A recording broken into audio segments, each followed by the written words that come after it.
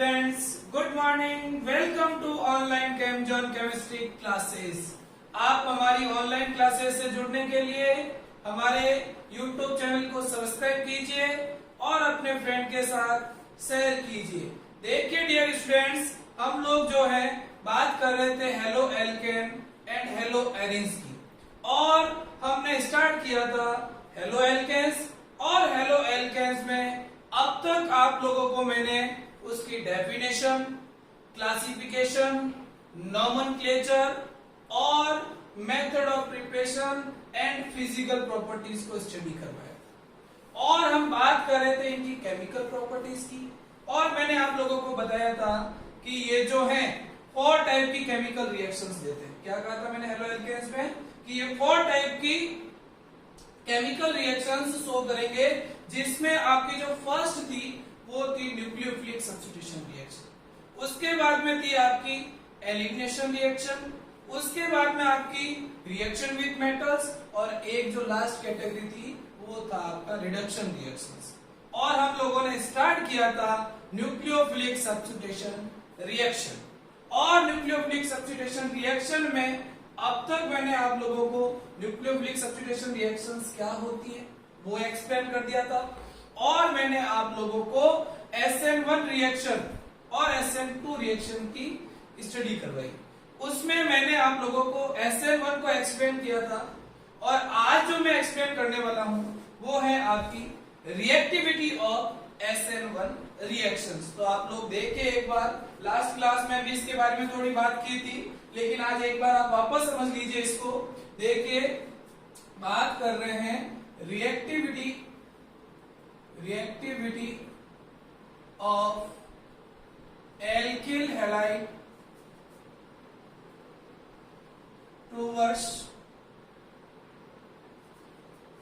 SN1 reaction. देखिए इधर मैं यहां पर आपके एक बार डिफरेंट एल्किल हैलाइड्स लिया। देखिए, हम रिएक्टिविटी ऑफ SN1 रिएक्शन की बात करें, इसमें मैंने क्या किया, ये डिफरेंट एल्किल हैलाइड्स लिए। देखिए, एक बार मैंने लिया ये मिथाइल हैलाइड लिया आपका, या मिथाइल क्लोराइड लिया। एक बार मैंने आपके ये जो है इथाइल क्लोराइड लिया।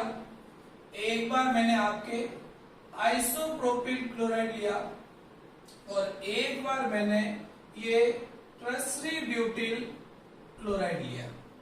अब देखिए, आप लोग जब इन एल्किल हैलाइड को देखेंगे तो आप इनमें क्या देख रहे हैं कि इनमें जो हैलोजन एटम है वो सब में क्या है, कॉमन है। देखिए इधर, यहां मैंने जो भी आपके एल्किल हैलाइड लिए हैं इनमें हैलोजन एटम आपका क्या है, कॉमन है। लेकिन यहां पर जो ये एल्किल ग्रुप जुड़ा हुआ है, जो एल्किल ग्रुप अटैच है, वो क्या है, डिफरेंट है। जब एल्किल ग्रुप डिफरेंट हो किसी एल्किल हैलाइड में, तो उसकी रिएक्टिविटी SN1 रिएक्शन के लिए कैसे चेकआउट करते हैं।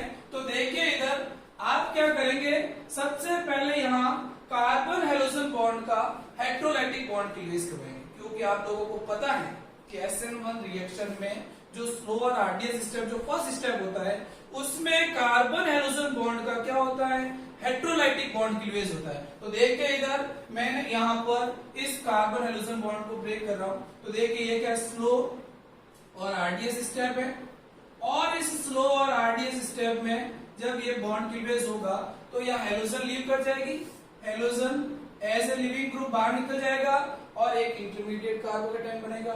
फिर देखिए यहां से ये हेलोजन लीव करेगा, और वही स्लो और आरडीएस स्टेप में आपके ये वाला कार्बोकेटाइन फॉर्म होगा। देखिए इधर, फिर इसी टाइप से स्लो और आरडीएस स्टेप में आप लोग यहां से इस हेलोजन को लीव करवाओगे, और यहां पर ये एक इंटरमीडिएट कार्बोकेटाइन का क्या होगा, फॉर्मेशन होगा।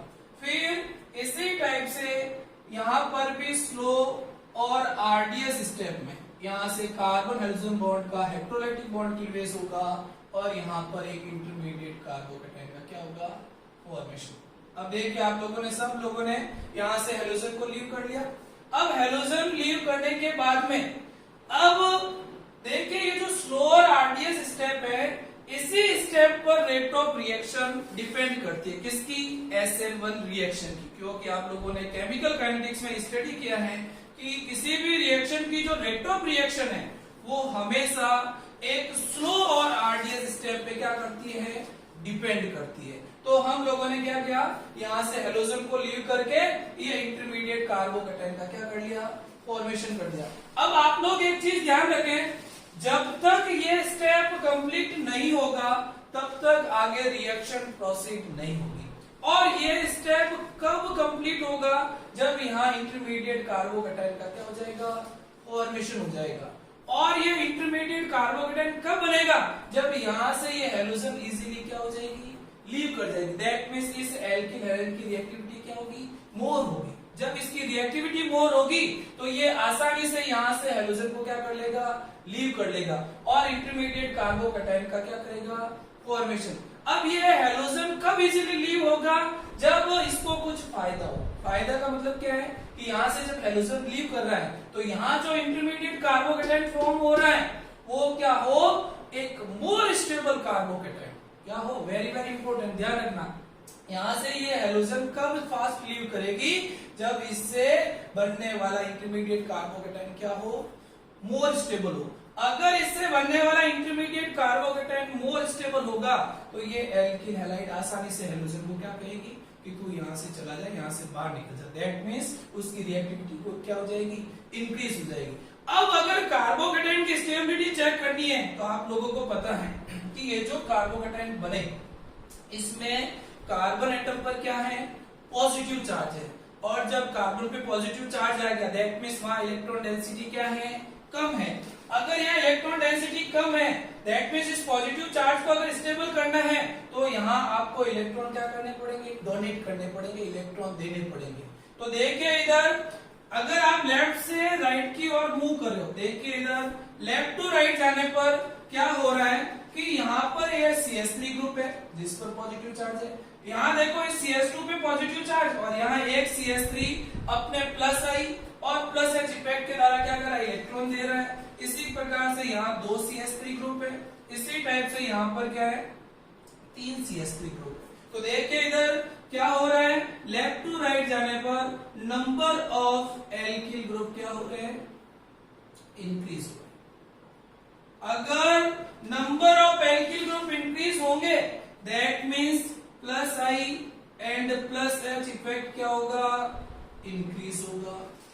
अब आप मेरे को एक चीज बताइए, अगर एल्किल ग्रुप बढ़ेंगे तो plus I and plus H effect बढ़ेगा और जब plus I and plus H effect बढ़ेगा तो ये यहाँ से इलेक्ट्रॉन डोनेट करेंगे। देखो यहाँ एक CH3 दे रहा है उसको पॉजिटिव को कम करें, यहाँ 2 CH3 इलेक्ट्रॉन दे रहे हैं उसके पॉजिटिव को कम करें, यहाँ 3 CH3 इलेक्ट्रॉन देके इस पॉजिटिव को क्या कर रहे हैं, कम कर रहे हैं। तो उस कंडीशन में उस कार्बन पर पॉजिटिव चार्ज क्या हो जाएगा, कम हो जाएगा। और जैसे ही कार्बन पे पॉजिटिव चार्ज क्या होगा, कम होगा तो उसकी स्टेबिलिटी क्या हो जाएगी, इंक्रीज हो जाएगी। दैट मींस अगर इसकी स्टेबिलिटी बढ़ रही है तो ये क्या करेगी, यहां से हेलोजन को इजीली लीव कर देगा।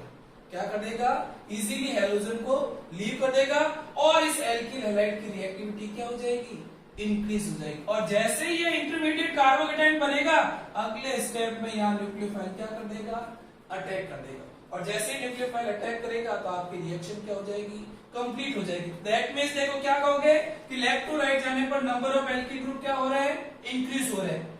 अगर number of alkyl group increase होंगे तो plus I and plus H effect क्या होगा, इंक्रीज होगा। और अगर plus I and plus H effect increase होंगे तो इंटरमीडिएट कार्बोकैटायन की स्टेबिलिटी क्या होगी, इंक्रीज होगी। तो क्या बोलेंगे, stability of intermediate carbocation increase. अब देखिए अगर इंटरमीडिएट कार्बोकैटायन की स्टेबिलिटी बढ़ेगी तो करस्पॉन्डिंग इस एल्किल हैलाइड की रिएक्टिविटी भी क्या होगी, इंक्रीज होगी। क्योंकि अगर यहाँ स्टेबल इंटरमीडिएट कार्बोकैटायन बन रहा है तो ये यहां से इजीली हेलोजन को क्या कर देगा, लीव कर देगा। तो दैट मींस क्या कहोगे, रिएक्टिविटी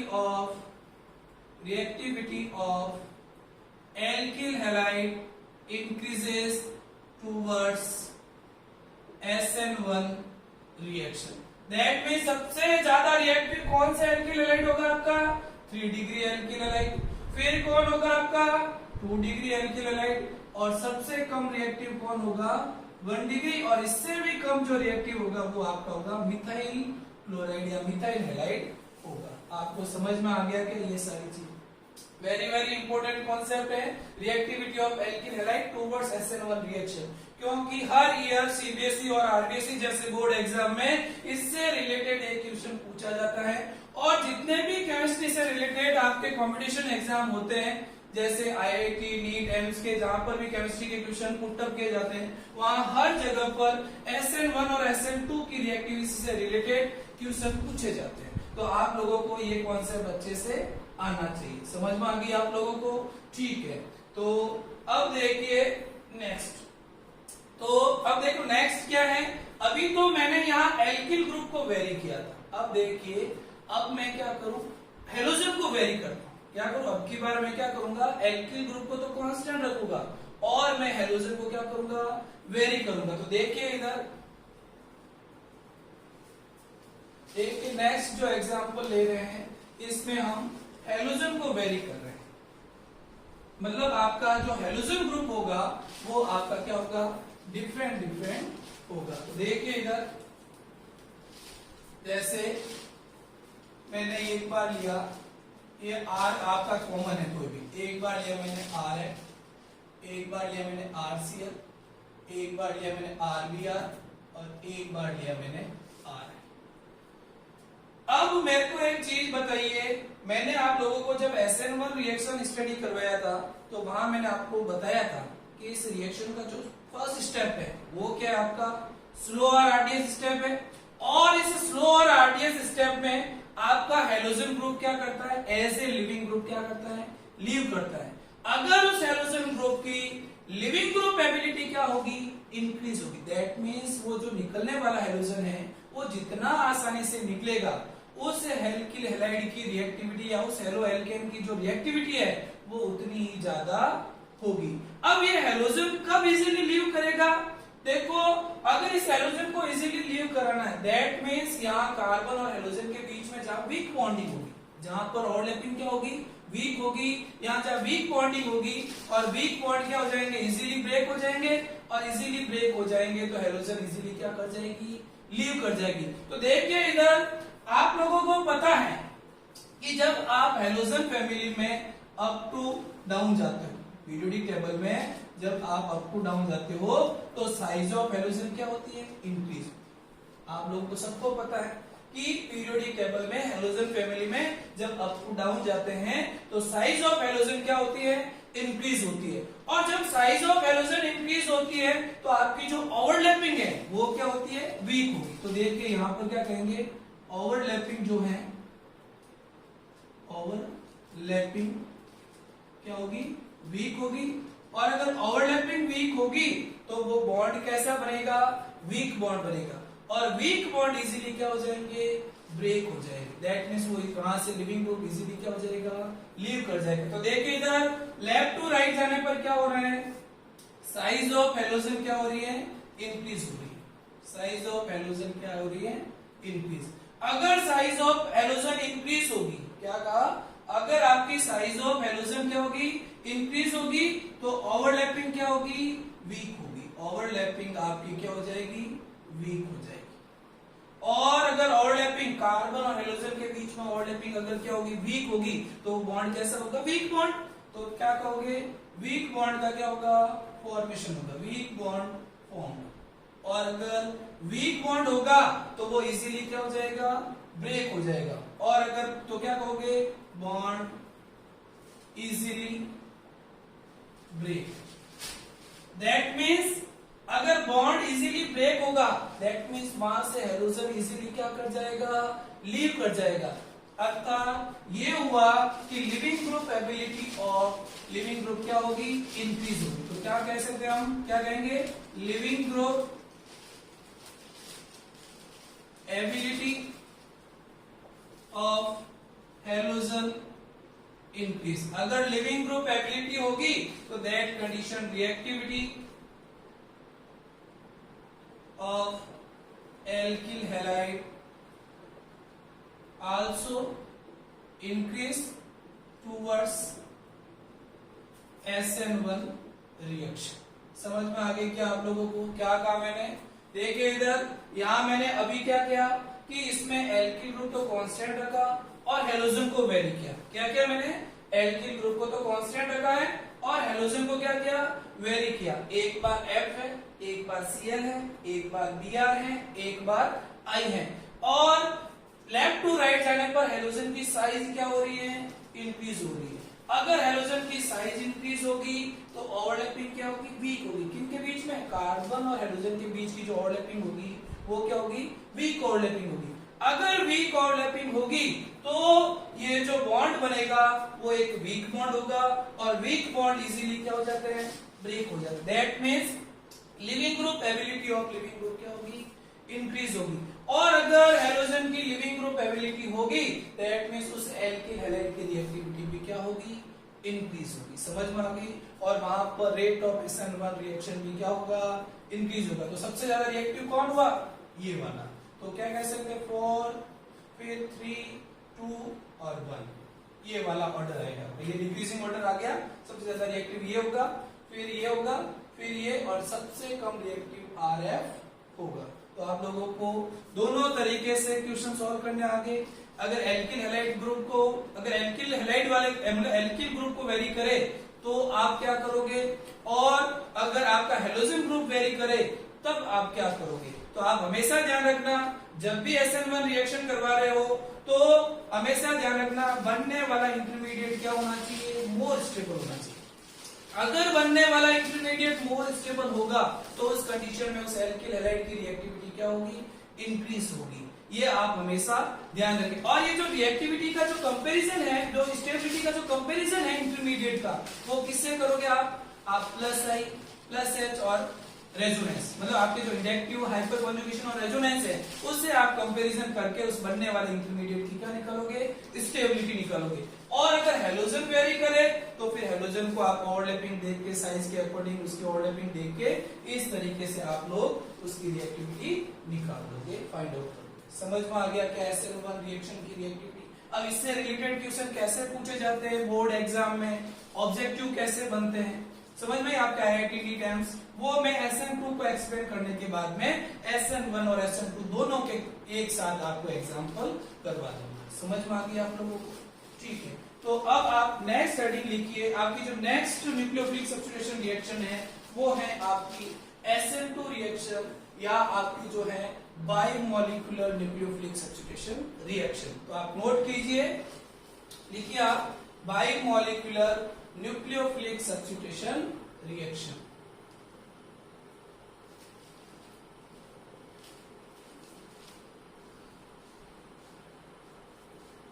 तो आप नेक्स्ट हेडिंग लिखेंगे SN2 रिएक्शन।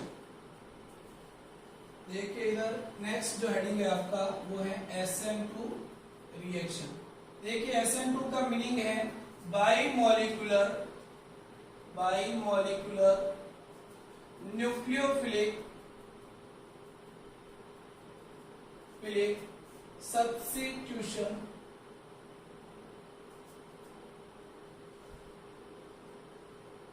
रिएक्शन।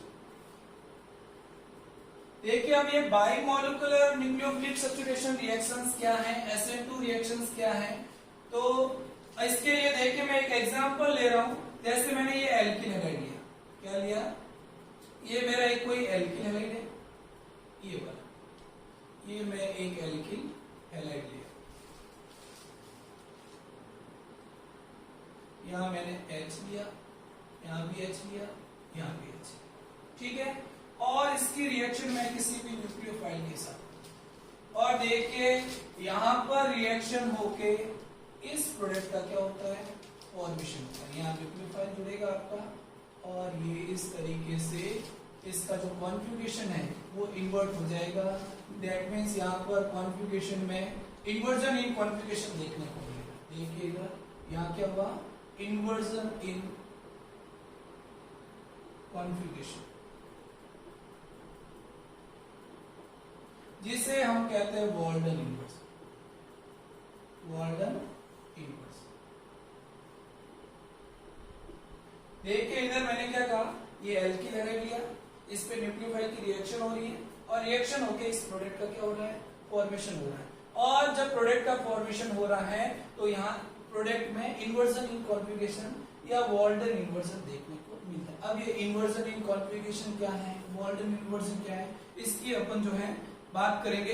इससे पहले हम एक बार इस SN2 रिएक्शन की मैकेनिज्म को क्या करते हैं, एक्सप्लेन करते हैं। तो देखिए इधर इसकी मैकेनिज्म की बात करते हैं। देखिए मैकेनिज्म ऑफ SN2 रिएक्शन की बात करें तो सुनिए इधर, ये जो SN2 रिएक्शन है ये आपकी हमेशा वन स्टेप में कंप्लीट होती है। देखिए ध्यान रखना, SN1 रिएक्शन आपकी 2 स्टेप में कंप्लीट हो रही थी, लेकिन आपकी जो SN2 रिएक्शन है वो ऑलवेज वन स्टेप में क्या होगी, प्रोसीड होगी। तो पहली चीज आप ध्यान रखें कि SN1 कितने में, 2 स्टेप में, और SN2 कितने में, 1 स्टेप में। तो देखिए इधर यहां पर ये मैंने लिया एल्किन हैलाइड, ठीक है, ये एल्किन हैलाइड लिया, ये मेरा एल्किन हैलाइड। मैंने लास्ट क्लास में आपको बताया था ये वेज है, ये डैश है, समझ में आ गई ना।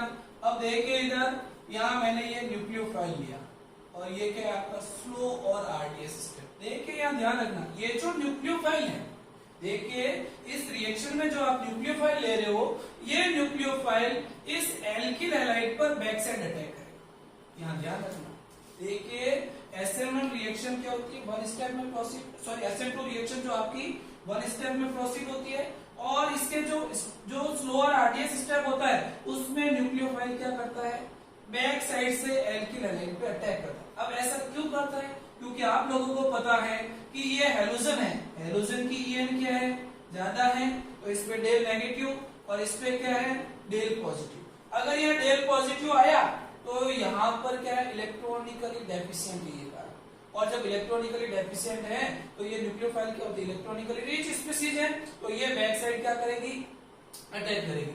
और जब ये बैक साइड अटैक करेगी तो आपके एक ट्रांजिशन स्टेट का क्या होगा, फॉर्मेशन होगा। तो देखिए इधर जैसे ही बैक साइड अटैक हुआ, ये कार्बन, ये बेस, ये आपका डैश, ये हाइड्रोजन, ये हाइड्रोजन, और यहाँ बैक साइड से ये न्यूक्लियोफाइल अटैक कर रहा है जिसपे डेल नेगेटिव है, और यहाँ से देखिए कार्बन और न्यूक्लियोफाइल के बीच का तो बॉन्ड बनता हुआ, और यहाँ पर कार्बन और हाइड्रोजन के बीच का बॉन्ड क्या है, टूटता हुआ, ब्रेक होता हुआ, और एक आपके ट्रांजिशन स्टेट का क्या हो रहा है, फॉर्मेशन। ये क्या बनी, ट्रांजिशन स्टेट बनी।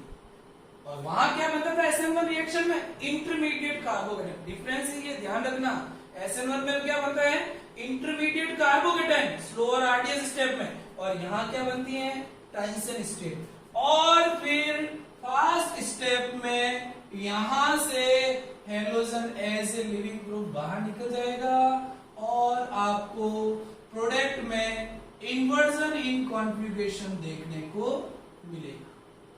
यहाँ क्या आ गई, H आ गई, और यहाँ आपकी H है। तो देखिए इस प्रोडक्ट में क्या मिला, देखिए यहाँ प्रोडक्ट की जो स्टीरियो थी उसके जस्ट इनवर्ट यहाँ क्या है, जो है आपकी फर्स्ट स्टेप में यहाँ न्यूक्लियोफाइल आ जाएगा, यहाँ क्या आ जाएगा, न्यूक्लियोफाइल। तो फर्स्ट स्टेप में जो आपके इसकी जो स्टीरियो थी उसके जस्ट ऑपोजिट स्टीरियो वाला प्रोडक्ट का क्या हो रहा है, फॉर्मेशन हो रहा है। और जैसे ही ये हुआ इसे हम नाम देते हैं वॉल्डन इन्वर्जन। इसे क्या कहते हो, वॉल्डन इन्वर्जन। देखिए बोर्ड एग्जाम में क्वेश्चन पूछा जाता है कि व्हाट इज वॉल्डन इन्वर्जन। तो आप लोग क्या ध्यान रखेंगे कि जब इलेक्ट्रॉनिकली डेफिशिएंट एल्किल हैलाइड के कार्बन मतलब जो एल्किल हैलाइड का जो इलेक्ट्रॉनिकली डेफिशिएंट जो कार्बन एटम है उस बैक साइड से अटैक करता है, तो उस कंडीशन में जो प्रोडक्ट बनता है उस प्रोडक्ट की स्टीरियो में इन्वर्जन इन कॉन्फ़िगरेशन देखने को मिलता है। दैट मींस हैवी रेनफॉल में कोई अम्ब्रेला लेकर निकले और अम्ब्रेला क्या हो जाता है, उलट जाता है, बिकॉज ऑफ हैवी रेनफॉल। जिस टाइप से अम्ब्रेला क्या हो जाता है, उलट जाता है, उसी टाइप से रिएक्टेंट की जो स्टीरियो है उसके जस्ट इन्वर्टेड स्टीरियो किसकी हो जाती है, इस प्रोडक्ट की हो जाती है। तो इसे कहते हैं वॉल्डन इन्वर्जन। इस फिनोमेना को क्या बोलते हैं, वॉल्डन इन्वर्जन। अब आप लोग एक चीज ध्यान रखें, यहाँ वॉल्डन इन्वर्जन या इन्वर्जन इन कॉन्फ़िगरेशन का मीनिंग सेम क्या है, इन्वर्जन इन कॉन्फ़िगरेशन। आप कभी ये मत समझना कि ये R है तो ये S हो जाएगा, ये S है तो ये R हो जाएगा, या ये D है तो ये L हो जाएगा, या ये L है तो ये D हो जाएगा। ऐसा नहीं होता है। यही आर का आर भी हो सकता है, आर का एस भी हो सकता है। ये सब डिसाइड करेगा पोलरीमीटर। कौन डिसाइड करेगा? पोलरीमीटर, जो प्लेन ऑफ पोलराइज लाइट को रोटेट करेगा उसके अकॉर्डिंग आप चेक करोगे। समझ में आ गई? तो यहां से ध्यान रखना, इन्वर्जन इन कॉन्फ़िगरेशन का मीनिंग क्या है? Only inversion in configuration. और ये जो फिनोमिना हुआ वो आपका कौन है? Golden inversion. तो देखिए आप एक बार SN1 SN2 रिएक्शन को एक बार समझिए, मैं क्या क्या बोल रहा हूं यहाँ पर, समझना आप एक बार। देखिए मैंने क्या कहा कि जो SN2 रिएक्शन है वो आपकी हमेशा क्या होती है? सिंगल स्टेप में प्रोसीड होती है। कितने स्टेप होगी? सिंगल स्टेप होगी। और फिर मैंने क्या कहा कि इस रिएक्शन का जो स्लो और आरडीएस स्टेप है इसमें न्यूक्लियोफाइल क्या करेगा? बैक साइड अटैक करेगा। और जब बैक साइड अटैक करेगा तो यहाँ पर एक ट्रांजिशन स्टेट का क्या होगा? फॉर्मेशन होगा। और जब यहाँ ट्रांजिशन स्टेट का फॉर्मेशन होगा तो कार्बन और हेलोजन के बीच का तो बॉन्ड क्या है? टूटता हुआ। और कार्बन और न्यूक्लियोफाइल के बीच का बॉन्ड क्या है? बनता हुआ या फॉर्म होता हुआ आपको दिखेगा। और न्यूक्लियोफाइल और हेलोजन दोनों पे क्या है? पार्शियल नेगेटिव चार्ज है। फिर फर्स्ट स्टेप में यहां से halogen as a leaving group क्या करेगा? लीव करेगा। तो जैसे ये लीव करेगा तो यहाँ पर प्रोडक्ट में क्या होगा? Inversion in configuration. और इस इन्वर्जन इन कॉन्फ़िगरेशन को नेम क्या दिया आपने? Walden inversion. समझ में आ गई आप लोगों को? अब देखिए इसकी केमिकल काइनेटिक्स की बात करें, रेट निकाले इसकी, तो आप लोगों ने केमिकल काइनेटिक्स में स्टडी किया है कि रेट ऑफ रिएक्शन हमेशा स्लो और आरडीएस स्टेप पे क्या करती है? डिपेंड करती है। तो देखिए इसका स्लो और आरडीएस स्टेप ये है क्या? और इसके स्लो और आरडीएस स्टेप में न्यूक्लियोफाइल और एल्किल हैलाइड दोनों पार्टिसिपेट कर रहे हैं। तो आप क्या लिखोगे? Rate directly proportional to concentration of alkyl halide and concentration of nucleophile. अब देखिए यहां से रेट अगर प्रोपोर्शनलिटी हटाओगे तो क्या जाएगा? के concentration of alkyl halide and concentration of nucleophile. अब देखिए इसकी पावर भी 1, इसकी पावर भी 1, तो क्या हो जाएगा? 1 + 1 क्या हो जाएगा? 2। तो इसकी ऑर्डर ऑफ रिएक्शन क्या आएगी? Second order. तो क्या कहोगे? Follow second order kinetics. अरे समझ में आया क्या? क्या कहा मैंने? रेट किस पर डिपेंड करती है? स्लो और आरडीएस पे। स्लो और आरडीएस में कौन है? एक तो एल्किल हैलाइड है, एक आपका कौन है? न्यूक्लियोफाइल। तो कंसंट्रेशन ऑफ एल्किल हैलाइड और concentration of nucleophile, rate proportionality हटाया तो क्या गया? के कांस्टेंट है। और ये एल्किल हैलाइड और न्यूक्लियोफाइल, इसकी पावर भी 1, इसकी पावर भी 1। और आप लोगों ने केमिकल काइनेटिक्स में स्टडी किया है कि जो रिएक्टेंट की कंसंट्रेशन की पावर का जो सम है वो आपका क्या है? Order of reaction. तो 1 + 1 क्या हो गया? 2। तो ये कौन सी काइनेटिक्स को फॉलो कर रही है? Second order. अब देखिए यहाँ पर एक इंपॉर्टेंट चीज समझना आप लोग। देखिए इस रिएक्शन के स्लो और आरडीएस स्टेप में न्यूक्लियोफाइल और एल्किल हैलाइड दोनों पार्टिसिपेट कर रहे हैं, जबकि SN1 रिएक्शन के स्लो स्टेप में आपका न्यूक्लियोफाइल पार्टिसिपेट नहीं करता था। वो हमेशा किस में करता था? फास्ट स्टेप में। जबकि ये यहाँ किस में पार्टिसिपेट कर रहा है? स्लो स्टेप में। That means rate of reaction nucleophile और एल्किल हैलाइड दोनों की कंसंट्रेशन पे डिपेंड करेगी। अगर आप न्यूक्लियोफाइल की कंसंट्रेशन वेरी करोगे तब भी रेट ऑफ रिएक्शन में चेंज आएगा, और अगर आप एल्किल हैलाइड की कंसंट्रेशन को चेंज करोगे तब भी आपके रेट ऑफ रिएक्शन में चेंज आएगा। ये चीज आप ध्यान रखें। समझ में आ गई आप लोगों को? अरे समझ में आई नहीं? और ये जो लिविंग ग्रुप की एबिलिटी है यहाँ इस SN2 रिएक्शन में डिपेंड नहीं करेगी, क्योंकि ये तो देखो यहाँ ट्रांजिशन स्टेट में स्लो और आरडीएस में तो हेलोजन रिमूव नहीं हो रहा है, फास्ट स्टेप में रिमूव हो रहा है। तो leaving group ability, weak bond बनेगा वो फास्ट हो जाएगी न्यूक्लियोफाइल। बाकी जनरली अगर अपन कहें तो इस एल्किल इस हेलोजन ग्रुप की जो है लिविंग ग्रुप एबिलिटी पर SN2 रिएक्शन डिपेंड नहीं करती, जबकि SN1 रिएक्शन क्या है? डिपेंड करती है। समझ में आ गई आप लोगों को? यहाँ तक क्या क्या समझ में आया कि SN2 रिएक्शन क्या होती है? 1 स्टेप में प्रोसीड होती है। इस रिएक्शन का जो फर्स्ट स्टेप जो स्लो और आरडीएस स्टेप है उसमें न्यूक्लियोफाइल बैक साइड से अटैक करता है, एक ट्रांजिशन स्टेट का फॉर्मेशन करता है, फिर यहाँ से लिविंग ग्रुप क्या होता है? ऐसे लिविंग ग्रुप लीव करता है फर्स्ट स्टेप में, और एक प्रोडक्ट का क्या करता है? फॉर्मेशन। और इस प्रोडक्ट में जो है इन्वर्जन इन कॉन्फ़िगरेशन देखने को मिलता है, जिसे वॉल्डन इन्वर्जन। वॉल्डन इन्वर्जन क्यों कहा? कि जिस टाइप से कोई अगर तेज बारिश में, हैवी रेनफॉल में अगर कोई अम्ब्रेला लेकर निकले और एयर की तेज एयर की वजह से आप पे क्या हो जाए? अम्ब्रेला उलट जाता है, इन्वर्ट हो जाता है। उसी टाइप से इस एल्किल हैलाइड का कॉन्फ़िगरेशन भी क्या हो जाता है? उलट जाता है और इन्वर्ट हो जाता है। इसे हम नाम क्या देते हैं? Walden inversion. और फिर क्या कहा कि इसकी रेट की बात करें तो इसकी रेट एल्किल हैलाइड और न्यूक्लियोफाइल दोनों की कंसंट्रेशन पे डिपेंड करेगी। और फिर यहाँ जो ऑर्डर ऑफ रिएक्शन निकल के आया सेकंड ऑर्डर काइनेटिक्स आई। और इस रिएक्शन के स्लो और आरडीएस में देखिए इधर एल्किल हैलाइड और न्यूक्लियोफाइल दो मॉलिक्यूल पार्टिसिपेट कर रहे हैं, इसलिए इसका नाम क्या दे दिया, बाइमॉलिक्यूलर। अरे समझ में आ गया इसको बाइमॉलिक्यूलर क्यों बोला, क्योंकि इस रिएक्शन के स्लो और आरडीएस स्टेप में जो है एल्किल हैलाइड और न्यूक्लियोफाइल दो स्पीशीज पार्टिसिपेट करेंगे, तो इसलिए इसको क्या बोल दिया, बाइमॉलिक्यूलर रिएक्शंस बोल दिया। समझ में आया कि आप लोगों को यहाँ पे सबको, तो इसको नोट कर लेना, अच्छे से नोट्स प्रिपेयर कर लेना। अब आपका जो नेक्स्ट टॉपिक है इसमें वो है reactivity of SN2 reaction towards alkyl halide. अब देख SN1 रिएक्शन की आपने रिएक्टिविटी निकाली, तो अब आपको रिएक्टिविटी किसकी निकालनी पड़ेगी, SN2 की भी निकालनी पड़ेगी। तो देखिए SN2 की रिएक्टिविटी कैसे आइडेंटिफाई करते हैं उसको हम समझते हैं। तो देखिए आप नेक्स्ट हेडिंग लिखिए, reactivity of SN2 reaction towards alkyl halide.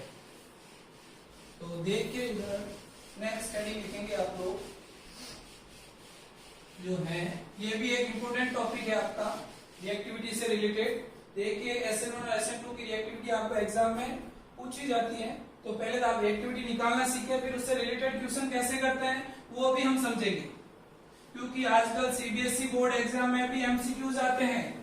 आप लोगों की प्रिपरेशन पूरी होनी चाहिए, प्रत्येक कॉन्सेप्ट आपको अच्छे से आना चाहिए, तभी आप अच्छा स्कोर करेंगे और तभी IIT और नीट जैसे एग्जाम क्वालिफाइड कर पाएंगे।